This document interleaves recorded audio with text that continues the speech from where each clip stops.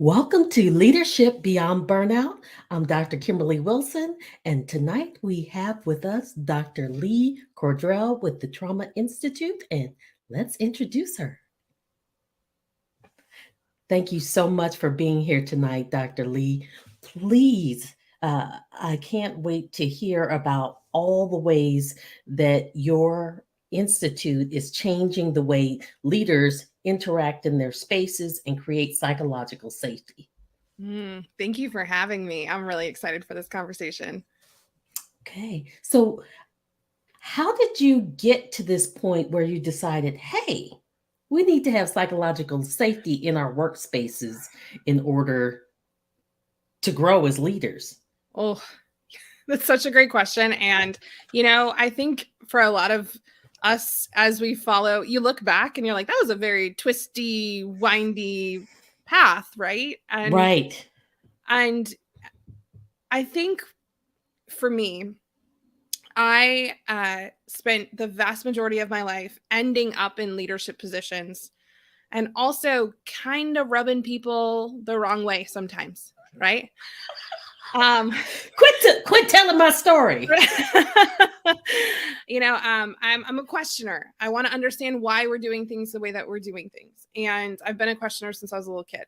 And that was something that in some spaces was really appreciated and in other spaces was really not appreciated.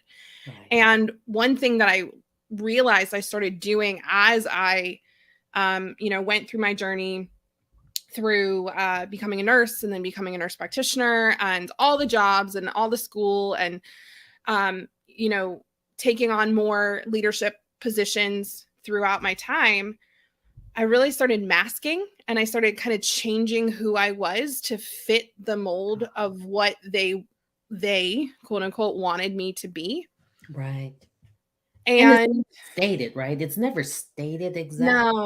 No, it was, yeah, it was, hey, you can't do that after I did it. And I say, okay, can you explain to me why? Well, that's just not the way we do things. Mm-hmm. And I started really having a lot of cognitive dissonance because I was teaching students and precepting students and working at these institutions that were talking about innovation and talking about doing things in a new and evidence-based way and all these things. And then when it would actually come to like trying to implement some of these things, there was a lot of resistance. And people don't like change, do they? No. And that is something that, if anyone's ever seen the curve of how humans change, right? I'm a relatively early adopter as long as I understand why we're doing it. I know that there's, that some people are slower. And this was like kept coming up against systemic barriers. And that was frustrating. And I kept thinking, okay, well, that's fine. I'm going to just keep changing myself. Wow. And then one day, if I keep, and I don't know that this was a conscious thought, but it was like, if I just keep shifting to become exactly the right kind of leader, then the doors will unlock. I'll be allowed to innovate. I'll be allowed to do these things. And that day never paying came. Your dues, right? Right. That day never came. And, in mid 2020, right smack dab in the pandemic, I worked in bone marrow transplant and inpatient. And, we had enacted these rules for our patients that were done from a protective standpoint and really did not make sense for some of our patients. Okay. And so I found myself in this situation where one night I finally just looked at the nurse manager and I said, this is what we're going to do tonight, because I work night shift. I said, this is what we're going to do tonight. And if I get in trouble for it in the morning, so be it. Right. And then I came home to my husband. I looked at him and I was like, we have reached the point where I can no longer mask, right? we have reached the point where I'm going to get in trouble, and not because I've done the wrong thing, but because I've done the thing that the system is saying isn't what they want me to do. Right. And I had already been an entrepreneur for a hot minute at that point. I was doing coaching on the side. And so I saw what it was like to get to lead myself and to feel really safe making choices that felt right for me and showing up as my full self. Mm. And so that was really when I said, you know what, I got to do this for me. And so I actually left the bedside. I left teaching and the bedside and went out on my own, sole income as an entrepreneur, family of 5. And Wow. then realized, oh, wow, I feel so much better outside of here. And I want to, now that I'm feeling better and I'm feeling more empowered, I want to turn around and go back and help, but from the outside. Right. Not from the inside. So while you were in the midst of that, mired in that experience, did you experience burnout at all? Or was there more burnout through your business? Oh, my business, the burnout has never been through the business. You know, I now working 80-hour weeks together, that's going to burn most people out, because I was working 40 to 60 hours in the hospital or in the college, and then I was working like 20 to 40 in my business. So, Wow. 80 hours a week. And so that was exhausting. But I think the big piece for me was the burnout really hit during the pandemic, because I was walking into the hospital every week and not knowing what was going to be different. I worked every weekend. So every weekend I'd walk in and the policies would have changed. The rules would have changed. The things were always changing. And that was really exhausting. And there were a couple other things happening. We had lost a lot of really great staff, and they had been replaced with travelers, which these nurses and these humans had much less experience and were getting paid up to twice as much as the nurses who worked for the institution. And so there was a lot who had to train and teach them. Yes, exactly. So there was a lot of just frustration, resentment, uncertainty, and it Definitely sounds like burnout. It really started taking a toll on my mental capacity. And I noticed that I think a lot of us make ourselves wrong when we stop caring as much, or we get less emotional, or we're more jaded. Mm-hmm. And one of the things I talk a lot about with the caring professionals who come through our institute is that's not a you problem. That's a system problem. Right. If you are getting to the point that this career you were so excited about, like you don't even really want to go to work or do the things anymore, you don't really care, that shows us that you're not being taken care of. Correct. But the system people forget that the system is designed to perpetuate the system, to be self-sustaining. And so anything that feels like a threat has to be squashed, even if it's improvement.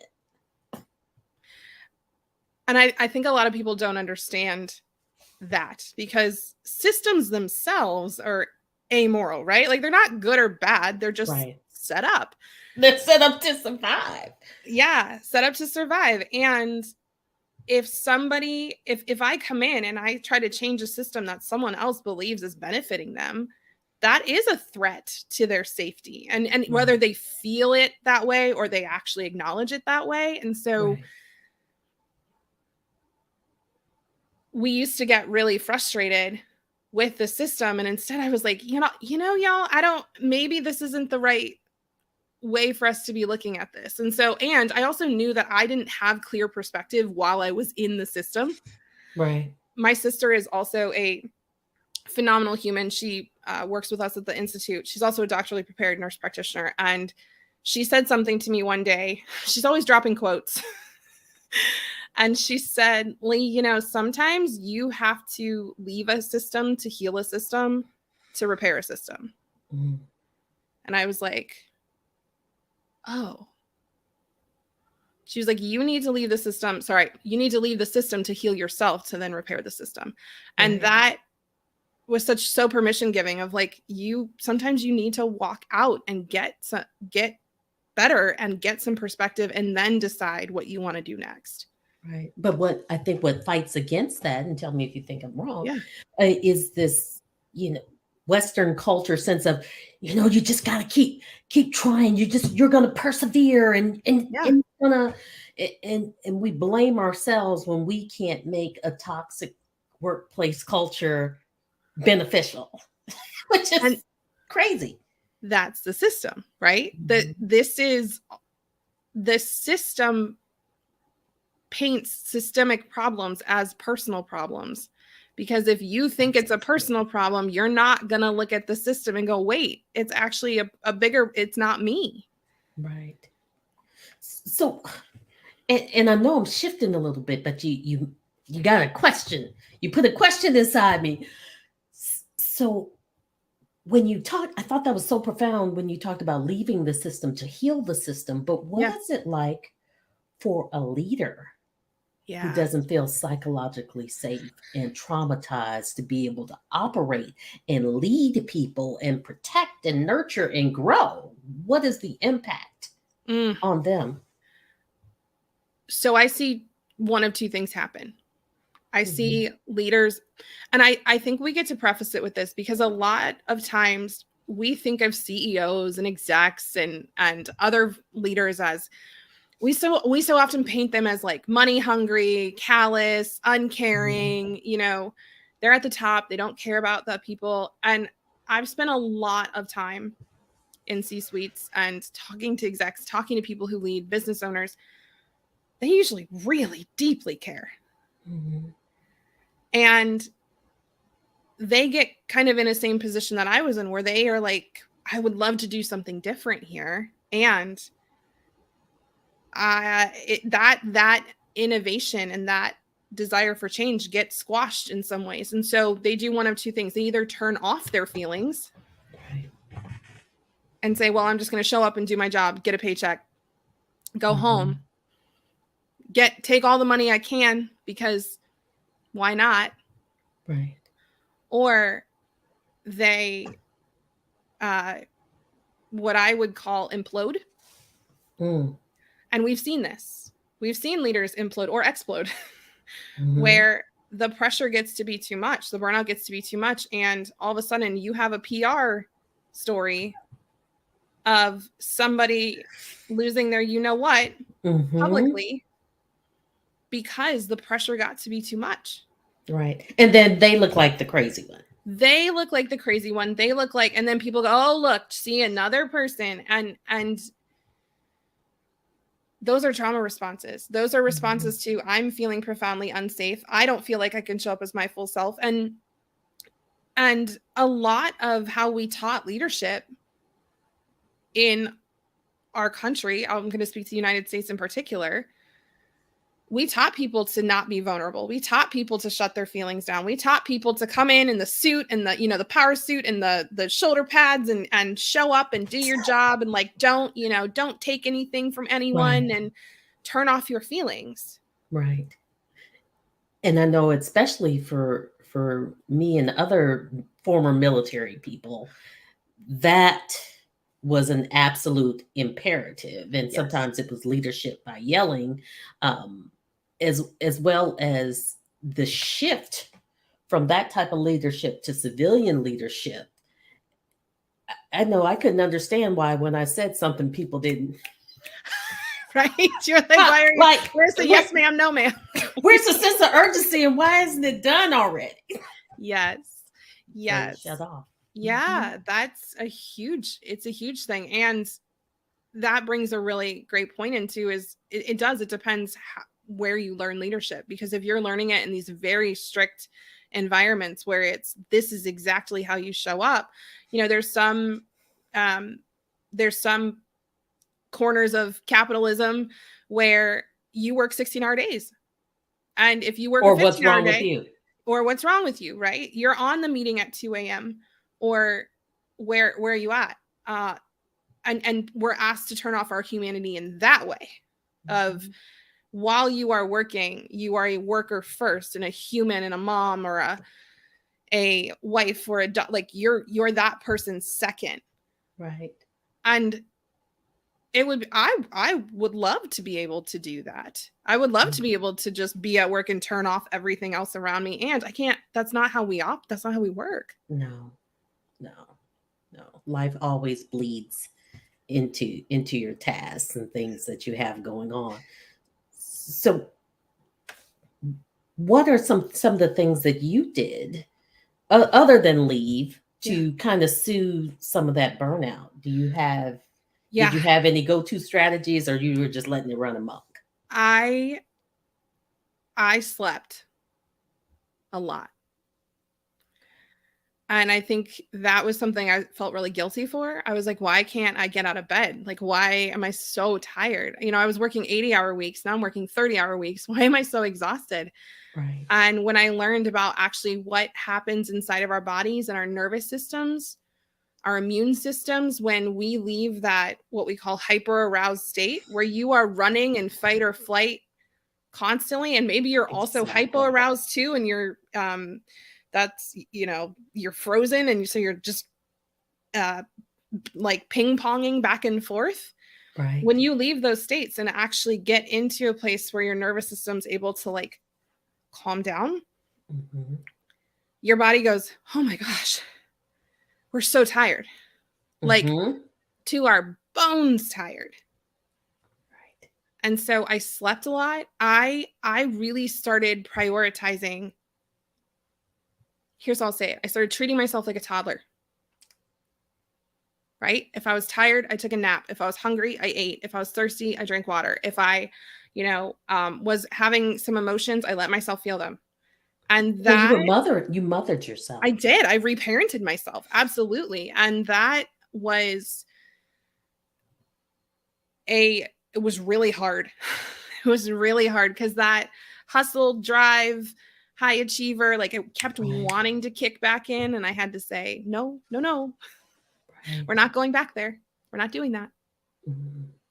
And it's so hard to unlearn when everything around you, every person, every society, the society tells you you need to be the Energizer Bunny, Mm-hmm. nonstop, nonstop energy, nonstop drive. Always need to be achieving. No time, and rest loses its importance. Yes. There's, oh, I'm going to forget this human's name. But invitation to go look it up. But there's a quote that talks about rest is a rebellious act. Oh, I love that. And when you think about this, I'm multiracial. My dad is Black, and I look at ancestrally what his family went through. My mom's side, farmers, very poor, same thing. If they stopped and rest on one side, there's the potential for harm, abuse. Right.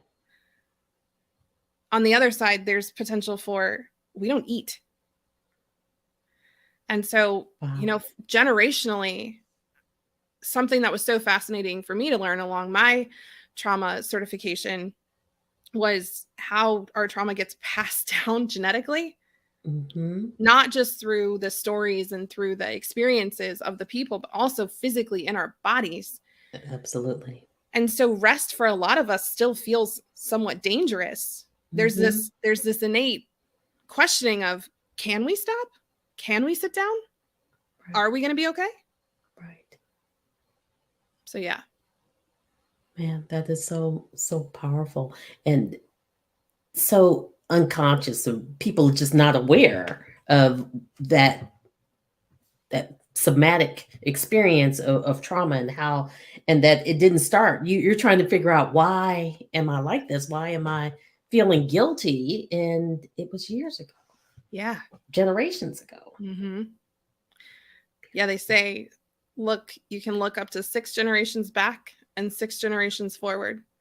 And that if trauma happened that far back, or you experience a trauma now, it will potentially impact that far forward. Wow. And that's and when you go 6 generations back, we're talking hundreds of ancestors. Yes, absolutely. And for many of us, not even on this continent. Right. Not on this continent. Most of us, Mhm. not on this continent. Right. Wow. So that was, you rest is your rebellious act that you continue to do, even in your business, even in your institute. Yes. Yes. We had a meeting today. So we've had some really rapid growth in our organization, which is phenomenal. And the amount of humans now in our DMs joining our group, in the email inbox, and we have 8 team members. And so we were having our monthly meeting today, and something that I think is really important for me as a leader, because all of these humans in front of me have experienced burnout. That's why they are now running their own businesses. Right. I said, here's the thing. We really we get to tighten up our boundaries around our on time and our off time. If you are finding yourself working beyond your hours, let me know, and let's have a conversation around, do you want more hours, or do we need to hire someone else? Do we need to shift your responsibilities in your role? Do we need to shift how you're fulfilling that role? Because this isn't something where I said, and I joke with them, and they know this is a joke. I'm like, the only way I get mad is if you come to me after you're not okay. So you want the opportunity to not let them spiral down. Yeah. Okay. And I joke, I'm like, even if you're not okay and you come, you're going to be met with psychological safety, because if we didn't do that, what kind of organization will we be? Right. But I think it really, it's a big shift for a lot of people when they come onto our team to realize that we practice what we preach. We walk our talk. And so if we're out here telling people that they need to make sure that their needs are being met and that they need to prioritize their humanness over their work, then that also needs to be happening in the background of our work. So what happens? See, I'm me formulating. I know. I'm like, where am I going? What happens for the leader or just regular human in their workspaces, and they can't control or they can't ask for those things because it might mean their job? How do they get psychological safety? So we teach what we call trauma-informed self-care to a lot of professionals. And there's 3 pieces to this, because you can't always control what the system is handing to you. And while we do want to ensure that we're not putting it all on the individual's shoulders, we also want to make sure that individuals feel empowered to take steps that they can right now so that they can feel better. So there's 3 things we talk about. And actually we talk about reparenting, which we were just talking about. So we say there's 3 pieces to reparenting. Okay. You've got nurturing, and nurturing is everything we just talked about. Treat yourself like a toddler. Ask yourself what you need and give it to yourself, or ask for help getting it. And that sounds so simple, but that is it's so different. It's revolutionary. It is. It really is revolutionary. It's the amount of humans who come into our space who, when I say, what do you need, say, I don't know how to know that. How do I know what I need? Right. So one of our favorite exercises there is I say, okay, here's what we're going to do.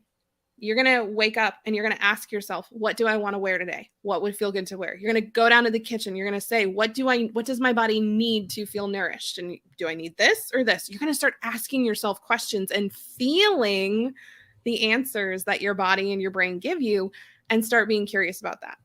Because you're going to start being on autopilot. Exactly. Instead of just guzzling the 4 cups of coffee, like between each one, is this going to serve me? And so that actually leads us into the second piece, which is guidance. So a lot of us were not given good guidance when we were younger. We were either given guidance that caused us to mask because we weren't psychologically safe in our homes. We weren't able to be our full selves. Our caregivers told us to shift or change. Or we weren't given guidance at all. Right. The amount of humans who didn't know anything about finances. Yeah. Right. Right. And I'm definitely in the generation that was supposed to be seen and not heard. Yes. So it's hard to get guidance when you're not allowed to ask questions. Right. And so guidance can come from a trusted mentor. It can come from somebody who loves you and knows you. Or one of my favorite places guidance can come from is your future self. Mm. So something I do often before I'm going to make a decision is I say, what would my future self tomorrow morning want me to do here? 6 months from now, want me to do here? So, you're tired, you're sitting on the couch, there's dishes in the sink. Would my future self want me to do the dishes tonight so that she wakes up to a clean kitchen? Or would she want me to go to bed and get some extra sleep and do them in the morning? Right. So you can actually ask that version of yourself for what they'd want. And it's so fascinating how much better your life gets when you ask her or them, because it feels good when you get there. Right. And you don't get trapped into the emotional aspect of it when you're exhausted, worn out, and drained, and and you're resentful about everything that's going on and around you, and you're just like, let me just get it done. Yeah. And then you're resentful the next morning when you walk downstairs and see the sink and you're like, why am I like this? Yeah. And then the third piece is boundaries and discipline, limits, all those things that we kind of think about as the negative aspects of parenting, but those are so important for us. And again, a lot of us had too strict boundaries or discipline or limits placed on us, and some of us didn't have boundaries or limits or discipline at all. And so this is, what do I need and how am I going to do what I say I'm going to do? Okay. All right. And hold that thought just for a moment. We're going to pause for a brief commercial. Hey everyone, this is Araya McGarry. I'm the host of Get Celebritized with Araya McGarry, right here Wednesday nights, 8 p.m. Eastern Time on the Limelight Network, right here on E360 TV. Okay, and welcome back. So please continue where you left off. Yeah. About boundaries and limits. Yeah. So boundaries are one of those places where a lot of people think they're setting boundaries and they're not. They're either, a lot of times when we think we're setting boundaries, we're actually setting what we call barriers.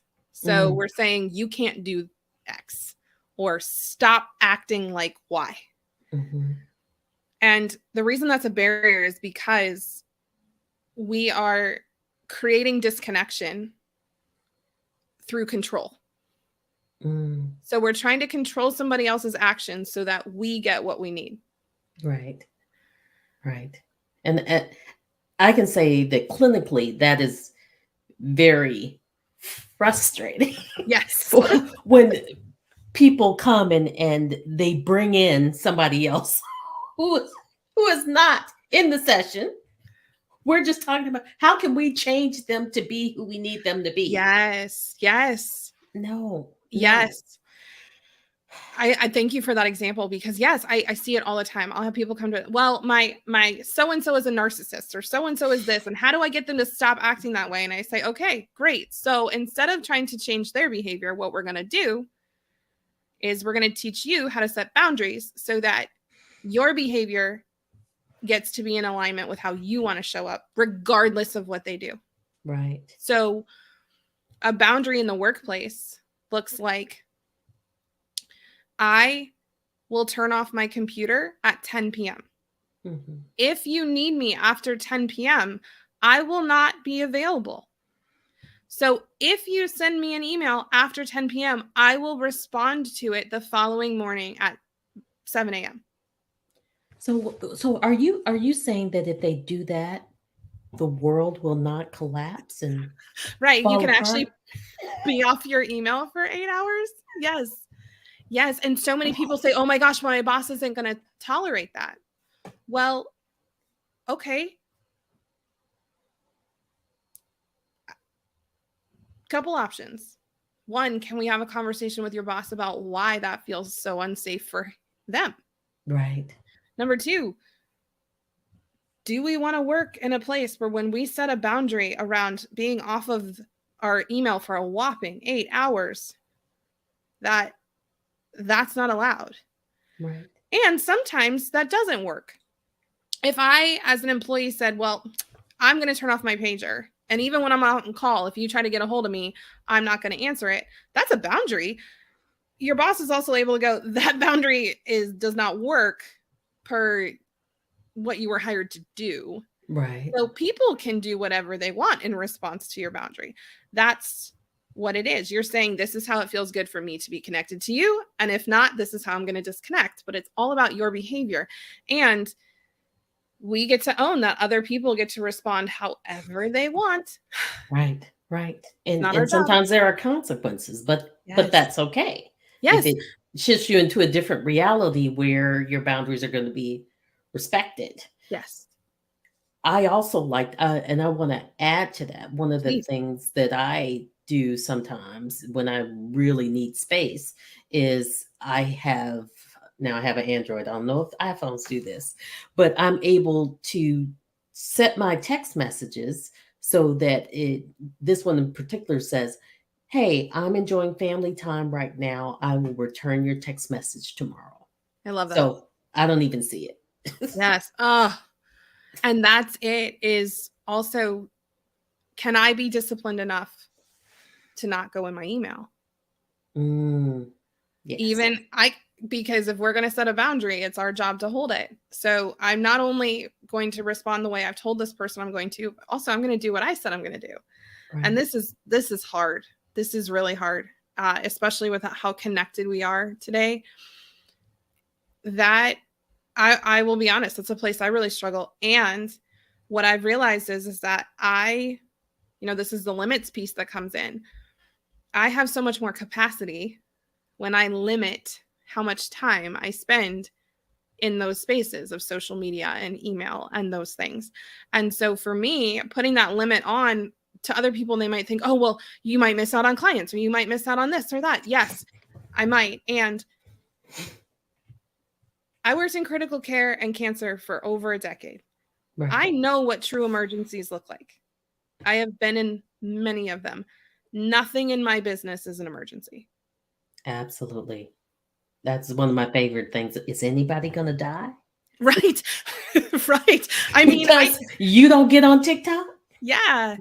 I know it. And just witnessing and validating anyone who has that feeling in their body of, it does feel really hard to disconnect or unplug from the devices. It does feel really hard to set that boundary and hold it.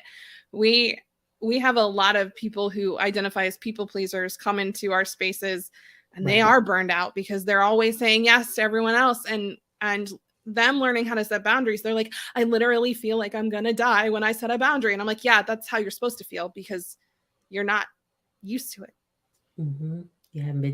I know when I set, for myself, the boundary was I did about a 5-month social media detox, and I just did not post anything. Wow. And I thought it was going to be scary, but I thought about it, and I was just like, I need a rest, and I don't want to do this anymore. It doesn't feel good. And so now I'm slowly walking back into it, but I feel so much better. I feel so much more purposeful after doing that little social media detox. Yeah. There's a book called Stolen Focus that apparently I'm having trouble with names today, but it's, if you go look for it, you'll find it very easily. Okay. And it's all about how our capacity for focusing on things and being intentional and present in the moment has decreased so much over the last 100 years.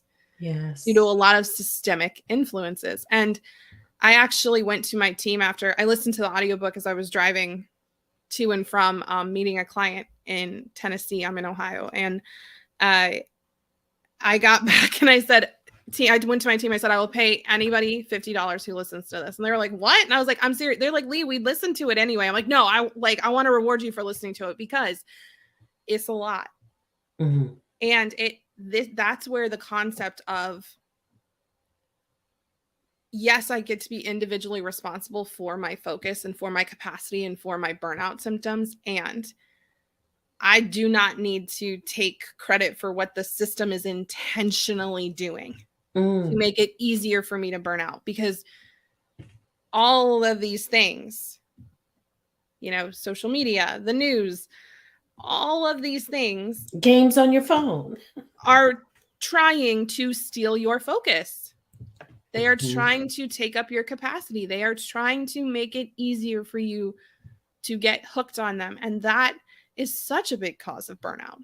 Yes, yes, absolutely. I think there was a Black Mirror episode about some social media thing, and the CEO said something about this changed so much. It was, I just wanted it to be fun, and I have whole departments that just focus on taking your attention, time, and Yeah. attention. Yeah. Like that is so very true. Yeah. So it's again, it comes back to that rebellious revolutionary piece of, I'm going to reclaim my time. And Wow. when I'm at work, that is time that is spent on work. And when I'm not at work, that's my time. And Right. for me, one of the best things of running a business and being a leader in my own space is my team has their kids show up on calls. Today I was on a call with like 20 clients, and my kid popped in to ask to get a popsicle, and he waved hi to everybody and then he left. And we have barking dogs and ringing doorbells and, hey, hold on a second, I gotta go. And that is all normalized. And that's such a huge Right. psychological safety piece for our clients and our participants who come in, because when they see us model that, they're like, oh, wait, we can take a call from bed. We can show up with like wet hair and no makeup. We can have our baby on our lap. Right. Yes, please bring your whole self. Yes. I love that. I love that. Wow. Bring your whole self to work, and you don't have to apologize for having a life. No. And let's pause one more time for a commercial break. What's up? It's Brian Randolph, host of Keeping It Real with Randy Boy. You can catch me every Saturday morning at 11:30 Eastern Standard Time on Vitality TV, right here on E360 TV. Check me out, Randy Boy. I love that. You remind me of a dear friend who has a marketing company. It's Social for Good, and they do exactly the same thing, that dogs, kids, whatever, just life can happen, and it's not a big deal. And I just love, I think the pandemic really gave us permission to be human. As many of the bad things that happened, I feel like it gave us permission to be human. And wasn't there even an anchor that had that happen? Like kids in the Yes. His wife comes like rushing in and grabs the kid, and there's another kid, and yes. And that was such a moment, because every parent on the planet was like, I know what that's like when you're like pushing the kid out of and you're like, absolutely, stop it, right? Like, and this is something that I actually think I'm so glad we're talking about this, because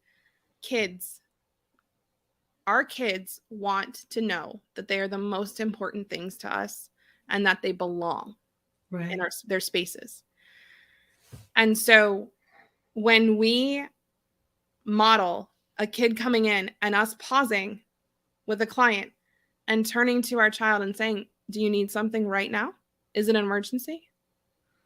Are you good? Okay. And coming back, what that tells our children is, this work is not more important than you. Right. And that is so huge for so many kids, because so many kids grow up feeling like work is more important than them. And as a parent who has to work, there's these things called bills and food. And as somebody who, needs money, I totally understand, we as parents need to do that. And if there's ways for us post-pandemic in this Zoom virtual world to help our kids feel more included and more important, and like they belong, like they're not a problem, like they don't need to be seen and not heard, or not seen or heard, that is going to change how they grow up and lead. Right, right. And I know I have definitely been guilty, not so much with work because I've been in front of this laptop for quite some time and this is what it is now. So my clients kind of know it's gonna Yeah. happen. But when the downtime, when you are in an industry where you are focused on people, and sometimes I need those moments where I'm just like just absorbed in what I'm doing and just turn everything off. And my 18-year-old said to me, like, Mommy, when you're done with work and I want to talk to you, I need you not to be irritable and just Mm. listen to me. And I was like, I know You're right. You're right. I'm sorry. And it was such a beautiful reality check. And I absolutely loved the Mm. fact that she felt safe enough to check me. that, because a lot of people would look at that and go, oh my gosh, I'm a horrible parent, right? Mhm. No, if your kid is coming to you and feels safe expressing a need, you're doing great, Mhm. because that's what we want. We cannot possibly meet all of our kids' needs without them ever asking. We want them to learn how to say, this is what I need, because so many of us didn't, like I said before. And Absolutely. one of the things that, so my twins will actually be 11 tomorrow, and my oldest is 13. And one of the things we taught them when they were younger is if we were talking to an adult and they had something to say that was not an emergency, to come up and put their hand on our hand. And then what we would do is take our other hand and put it on top of their hand. And what that told them was, I see you. I know you need me. As soon as this is done, I'm going to turn to you. And then we had to actually practice it. And I'm going to tear up. The other day, my husband was talking to somebody out in public, and my 11-year-old son, I haven't seen them do it in a while. And my 11-year-old son came up and started to, and then stopped and grabbed my husband's hand and put his hand on top of my husband's hand. And my husband put his hand on top of my son's hand. And I'm just watching this and I'm like, oh my gosh, but it was such a beautiful way of acknowledging, you matter to me and I see you. And also, this is important too, and I'm going to finish it, and then you're going to get all of my attention. That is beautiful. Oh, I wish I had that. Right? And I think we can bring that into work too. I think as leaders, we can start to bring that in, because I think so many times the people we're leading don't come to us and tell us what they need because they think we're really busy. Right. Or they're going to bother us, or they're going to interrupt, and they've been taught to not interrupt. And so that's something that, and my clients have this a lot. They're like, well, I didn't message you because it was 10 o'clock and I didn't want to. I said, I already have my boundaries. My phone's on do not disturb. You can message me at any time. And the moment I'm back in, I will respond to you.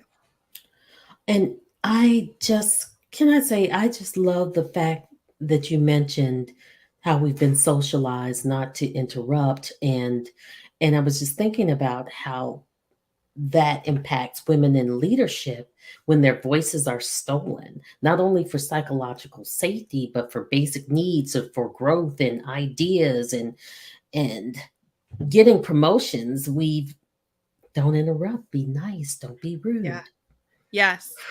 And that is something that I think we can start asking of, hey, going to our fellow leaders or people who are leading us and saying, hey, when I want to talk to you, when I have an idea or when I need something, what is the best way for me to share that with you? Yeah. So I worked with over 25 physicians, and every night I didn't know who was going to be on, who I was going to need to call. And you're calling them in the middle of the night. Right. And so every time, if I had not worked with that person before, I would, at the beginning of the shift, I would call them. I'd say, hey, I'm Lee. And what do you want to be notified about tonight? And do you want a page or do you want a phone call? And It was phenomenal to me. Every single person wanted something different. Right. And our relationships became so close because they knew that I was going to do what I said I was going to do. So if they wanted me to page them about a specific thing, I was going to do that. If they wanted me to call them, if they were like, I trust you, after a while, a lot of times they're like, you've got it. Call me if you need me. It's fine. And I knew that they didn't know me. And so establishing that trust as well of it can just be so, it can make such a difference in the relationships in Right. both directions, Right. whether you're leading or you're being led. Right. And one of the things that and one of the things that I learned is also really critical in leadership roles or not is not just what to notify people about, but how How. you want that information. So for me, don't give me every detail. Mhm. Please don't, because I am gone on to the next 50th thing. I would stop listening to you.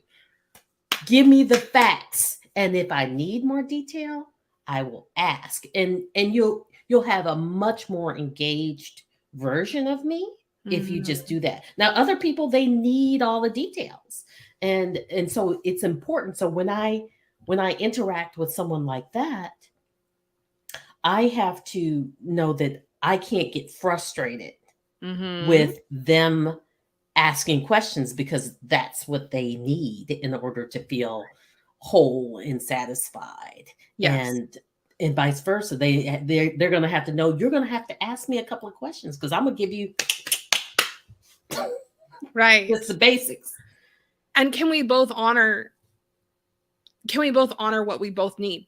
Right. Right. We say safe. Well, actually, my shirt says it. I think it's backwards, but it says safer, supportive, mutually beneficial. That's what we talk about when it comes to leadership and relationships.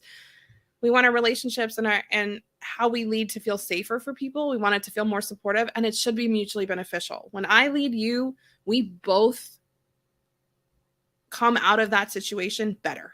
Right. Right. Not, I need to dominate you in order to feel like I've done my job or done my role. Yeah. And wrapping it up with that system piece, mutually beneficial is actually one of the easiest things that we can bring into systems. Mm-hmm. It's one of my favorite things to help people see when we go into organizations or we go into businesses and they're like, well, we can't, like, someone has to win. And we're like, actually, there are ways for you to both win. So are you willing to like play the curiosity game with us? Like, you willing to go on a ride with us for just a little bit? Because I know that your brain is like, there's no way. Mm-hmm. And what's so cool is some of the solutions that come out of that. They're like, oh my gosh, we would have never thought about that. And this is even better than it. And I say, I know. And I've seen this happen. Right? Like, yeah, from Frozen. Yeah. That is, but it's also like one of my favorite things, because that's us creating mutually beneficial relationships between our organization and this organization, because they're getting what they are just getting so much goodness out of what we're bringing. And then we are really excited to bring it, and it feels good for everyone. And so that, I think as leaders, that is a really cool standard to start looking at implementing, is how does everyone win? Right. And just bringing that home we're talking about, leadership beyond burnout. That's such a big piece of burnout, is feeling like there's no efficacy. You don't have any ability to control the outcomes or get the support you need. And that mutually beneficial situation allows you to get that, so that you don't even get to that place of burnout. I love it. Yeah. If everyone's needs are being met, no one's burning out. Right. Oh, I could stay here for hours and talk to you. I just want to thank you so much, Dr. Lee. You have been a wealth of information and insight, and just giving. I thought I was going to have to leave the burnout tips on for the whole episode. You just dropped so many beautiful gems, and I just love everything that you're doing in the Institute. Now, you want to say something real quick about what's been going across the banner here, what that is? Sure. So back earlier in the episode, we talked about those implosion and explosion moments of where the feelings become too feelingy and you lose it or you go in. I think that that's something that a lot of us have throughout the day. We have these moments of tension or where we feel unsafe. And the 10-second protocol is a tool that we use at the Institute. We teach to people that helps you in those moments of tension, of feeling like you're having emotions that are too hot to handle. It helps you get back to a regulated, calm state. And it is something you can do in a board meeting. You can do it in your car. You can do it literally anywhere. And so this is a 5-minute video of me explaining it and walking you through it. And I hope that it helps. We've had people teach this to their kiddos. My son uses this when he pitches. He's a pitcher in baseball. Okay. And his coaches are like, what is he doing? And I'm like, have him teach you. That is something. Yeah, it's a great, anyone, I should say practically anyone can use it. So, and that's so beautiful. But I'm so weird. As you're saying it, I'm thinking of Dr. Seuss. We can do it on the plane. We can do it on the train. We can do it here. We can do it there. We can do it anywhere. I've been in the kitchen before, and my kids come in and they're like, "Are you doing a 10?" I'm like, "Yes." They're like, "Okay, bye." like they know. They're like, "Mommy's calling down." Beautiful, and beautiful. Yeah, it's science backed and quick and easy. Well, thank you so much for being here today. And we can't wait to hear more from you. And we'll have all your contact information below. Thank you once again for showing up for us. Thank you for having me. I deeply appreciate it. You're welcome. See you next time. Thank you, everybody. And this ends our edition of Leadership Beyond Burnout.